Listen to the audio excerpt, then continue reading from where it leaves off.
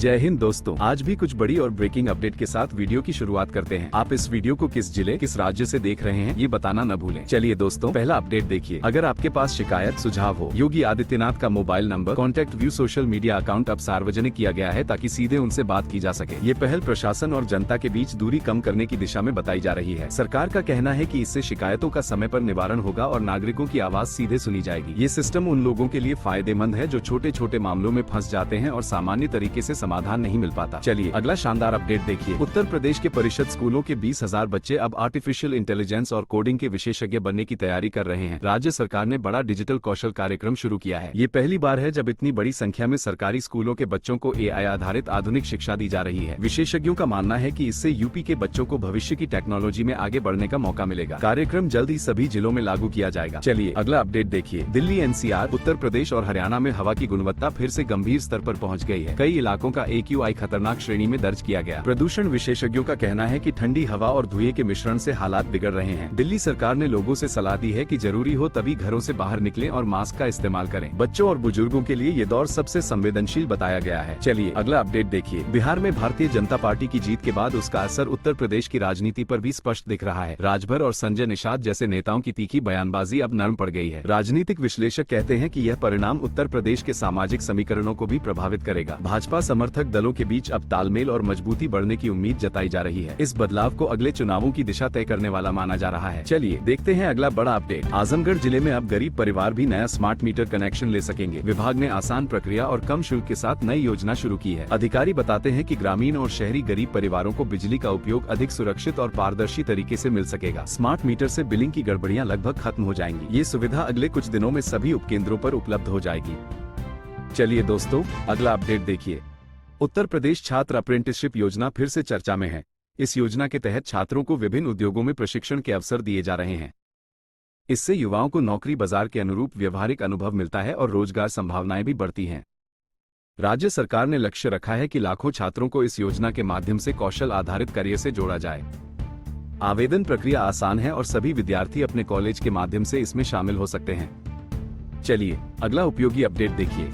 अगर कॉलेज की पढ़ाई के लिए पैसे की चिंता है तो कई छात्रवृत्तियां और शिक्षा ऋण आपकी मदद कर सकते हैं। शिक्षा पोर्टल पर नए छात्रवृत्ति कार्यक्रम जोड़े गए हैं। विशेषज्ञ बताते हैं कि देश की कई संस्थाएं मेधावी और आर्थिक रूप से कमजोर छात्रों को विशेष सहायता देती हैं।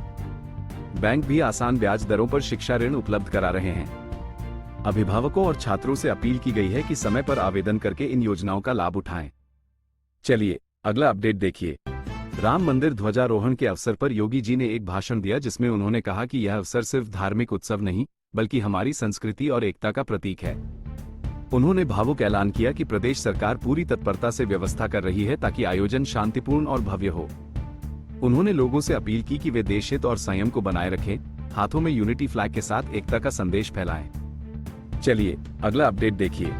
सोने और चांदी की कीमतों में आज फिर बढ़ोतरी हुई है। 25 नवंबर को सोने 24 कैरेट का भाव ऊपर गया है और चांदी के भाव में भी तेजी देखी गई है। ज्वेलर्स का कहना है कि अंतर्राष्ट्रीय मार्केट में डॉलर की हालत और मांग बढ़त ने इस उछाल को जन्म दिया है। इन्वेस्टर्स और शादी मौके की खरीदारी करने वालों को सलाह दी जा रही है कि वे कीमतों पर नजर रखें। चलिए एक और अपडेट देखिए। प्रदेश की सरकार ने सरकारी कॉलेजों के 35 शिक्षकों को पुरानी पेंशन दिलाने की मंजूरी दे दी है। विभाग ने आदेश जारी किया है ताकि उनका पेंशन लाभ बहाल हो सके। यह फैसला उन शिक्षकों के लिए राहत लेकर आया है जो लंबे समय से पेंशन मामले में समस्या झेल रहे थे। शिक्षकों का कहना है कि यह न्याय है क्योंकि उन्होंने कई सालों तक सेवा दी और अब उन्हें पेंशन के साथ सम्मान मिलना चाहिए। चलिए दोस्तों, अगला अपडेट देखिए। मुरादनगर में 27 नवंबर को मुख्यमंत्री योगी आदित्यनाथ का दौरा तय हुआ है। प्रशासन पूरी सुरक्षा व व्यवस्थाओं के साथ तैयारियों में जुट गया है।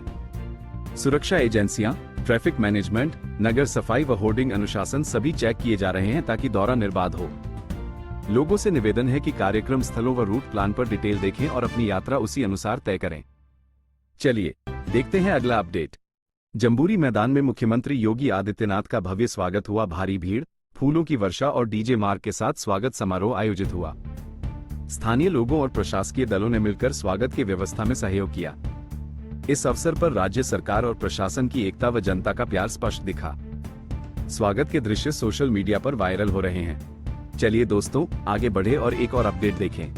अयोध्या में राम मंदिर ध्वजारोहण का पावन कार्यक्रम आज बेहद भव्य माहौल में शुरू हुआ, जहां प्रधानमंत्री और मुख्यमंत्री योगी आदित्यनाथ विशेष रूप से मौजूद रहे। पूरे अयोध्या में सुरक्षा के कड़े इंतजाम किए गए और सभी मार्ग सुबह से ही श्रद्धालुओं से भर गए। लोग हाथों में केसरिया झंडे लेकर उत्साह में डूबे दिखाई दिए। कार्यक्रम का सीधा प्रसारण देश विदेश तक पहुंचाया जा रहा है ताकि हर व्यक्ति इस ऐतिहासिक क्षण का हिस्सा बन सके। चलिए एक और बड़ा अपडेट देखिए। देश की उच्च शिक्षा व्यवस्था में बड़ा परिवर्तन प्रस्तावित है। यूजीसी को समाप्त कर इंडियन हायर एजुकेशन कमीशन बनाने का बिल शीतकालीन सत्र में पेश किया जा सकता है। सरकार का दावा है कि यह नई व्यवस्था कॉलेज विश्वविद्यालयों की गुणवत्ता सुधारने में बड़ी भूमिका निभाएगी। हालांकि कुछ विशेषज्ञ इस कदम को चुनौतीपूर्ण परिवर्तन बता रहे हैं। अब नजर संसद के निर्णय पर टिकी है। चलिए अगला अपडेट देखिए। उत्तर प्रदेश में प्री प्राइमरी शिक्षा के लिए ECCE एजुकेटर से जुड़ा नया अपडेट आया है। विभाग नए मानकों के आधार पर शिक्षण व्यवस्था को मजबूत करने की तैयारी में है। बच्चों की शुरुआती शिक्षा को वैज्ञानिक और आधुनिक तरीके से तैयार करने के लिए राज्य व्यापक फ्रेमवर्क लागू कर रहा है। इससे आंगनबाड़ी और बेसिक विभाग दोनों को फायदा मिलेगा। चलिए दोस्तों अगला अपडेट देखिए। आगरा लखनऊ एक्सप्रेसवे मुआवजा घोटाले में अब 12 और नाम सामने आए हैं। जांच टीम ने कागजों की पड़ताल में बड़े अनियमितताओं का खुलासा किया है। आरोप है कि कुछ लोगों ने गलत जमीन मूल्यांकन और फर्जी दस्तावेजों का उपयोग करके करोड़ों का लाभ उठाया। शासन ने सभी संदेहास्पद फाइलें कब्जे में लेकर आगे की जांच तेज कर दी है। वहीं एक और अपडेट देखिए। उत्तर प्रदेश में आज के मौसम का मिजाज बदल गया है। सुबह से कई जिलों में घना कोहरा छाया रहा, जिससे विजिबिलिटी बहुत कम हो गई। मौसम विभाग ने चेतावनी दी है कि रात के तापमान में तेज गिरावट जारी रहेगी और शीतलहर की शुरुआत अगले 24 घंटे में हो सकती है। यातायात पर भी इसका असर दिख रहा है। खासकर हाईवे और एक्सप्रेसवे मार्गों पर सावधानी बरतने की अपील की गई है। राजधानी लखनऊ समेत पश्चिमी यूपी के कई हिस्सों में ठंडी हवाएं चल रही हैं, जिससे लोगों को कंपकंपी महसूस हो रही है। चलिए अगला अपडेट देखिए। AIIMS SRDCET 2026 परीक्षा के आवेदन शुरू हो चुके हैं। ये परीक्षा 13 दिसंबर को आयोजित की जाएगी। चयनित उम्मीदवारों को 67,000 रुपये से अधिक मासिक वेतन मिलेगा, जो युवाओं के लिए बड़ा अवसर माना जा रहा है।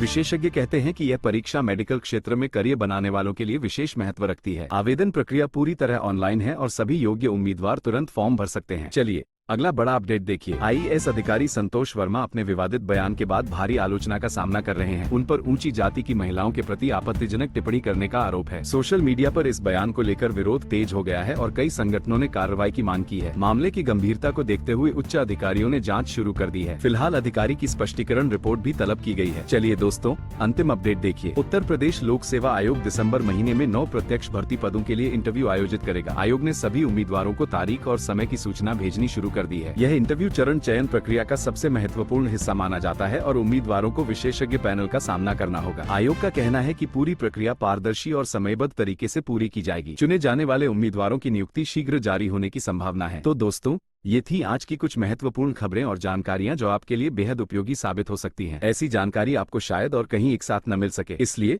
रोज की ताज़ा खबरों के लिए हमारे चैनल को सब्सक्राइब जरूर करें और वीडियो को लाइक नहीं किया तो लाइक करें। साथ में अपने जिले का नाम कमेंट में लिखें ताकि आपके जिले से जुड़ी हर जानकारी आप तक पहुंच सके। धन्यवाद। जय हिंद, जय भारत।